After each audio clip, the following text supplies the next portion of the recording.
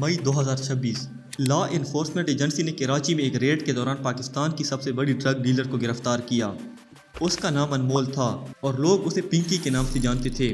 अदालत में वो ऐसे चल रही थी जैसे कोई सेलिब्रिटी हो, ना हाथों में हथकड़ियाँ और ना ही उसे कोई रोकने वाला। पुलिस सिर्फ उसके आसपास घूम रही थी। पिंकी की गिरफ्तारी कुछ ही दिनों में पाकिस्तान की सबसे बड़ी हेडलाइन बन गई। हर न्यूज़ चैनल पर सिर्फ एक ही नाम था, पिंकी आगे आगे कानून पीछे पीछे। क्या बात है जी। क्या वो वाकई अनमोल है जो अदालत? जैसे ही इन्वेस्टिगेशंस आगे बढ़ी, इसने पूरे मुल्क को हैरान कर दिया। अनमोल पिंकी सिर्फ एक फर्द का नाम नहीं था, बल्कि ये ड्रग डीलिंग का एक नेटवर्क था जो पूरे पाकिस्तान में फैला हुआ था।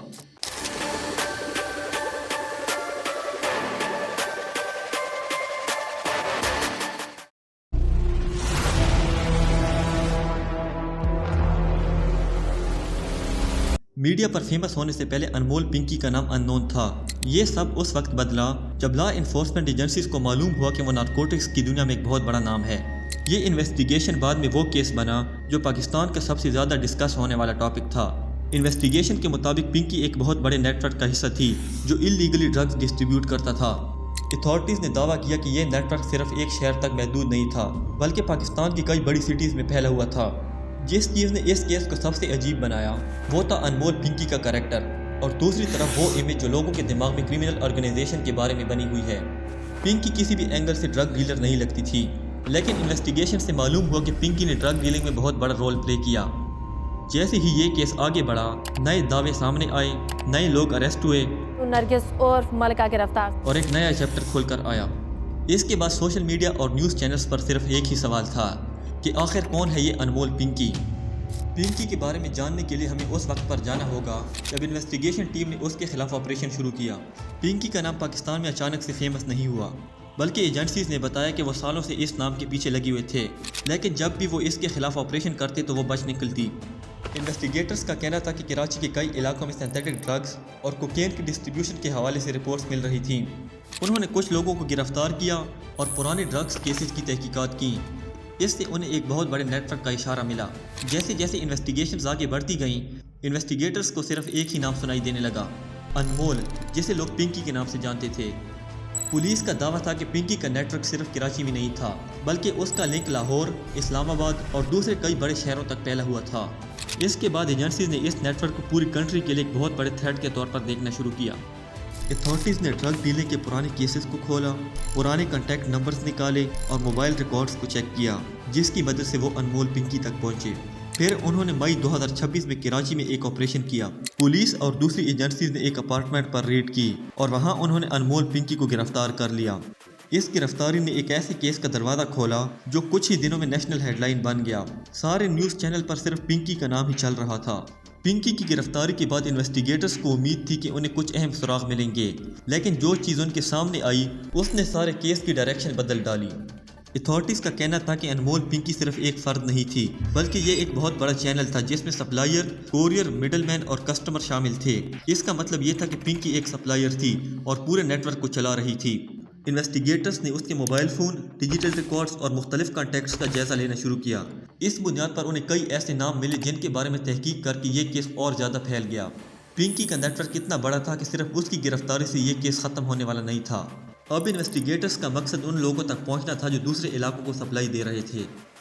मीडिया रिपोर्ट्स में ये बात भी सामने आई कि इन्वेस्टिगेटर्स उन लोगों का जायज़ा भी ले रहे हैं जिनका नाम पहले कभी पब्लिक डोमेन में नहीं आया। हर नए दिन के साथ नए कनेक्शन, नए लोग और नए सवाल सामने आ रहे थे, लेकिन इन्वेस्टिगेटर्स के लिए सबसे बड़ा चैलेंज ये था कि इन राब्तों को कानूनी तौर पर कैसे साबित करना है। इस केस ने सबसे ज़्यादा तवज्जो उस वक्त हासिल की जब इन्वेस्टिगेटर्स कुछ हाई प्रोफाइल और बाअसर शख्सियात के लिंक्स का जायज़ा लेने लगी।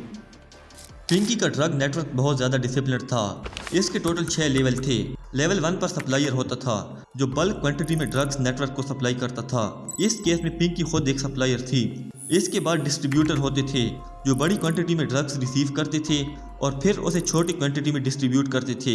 लेवल 3 पर मिडिल पर्सन होता था जो कॉन्टैक्ट्स मेंटेन करता था, ऑर्डर और पेमेंट मैनेज करता था और कोरियर को डायरेक्शंस देता था। इसके बाद लेवल 4 पे कोरियर होता था, उसका काम डिलीवरी करना होता था, यानी ये कस्टमर और नेटवर्क के दरमियान एक फिजिकल लिंक था।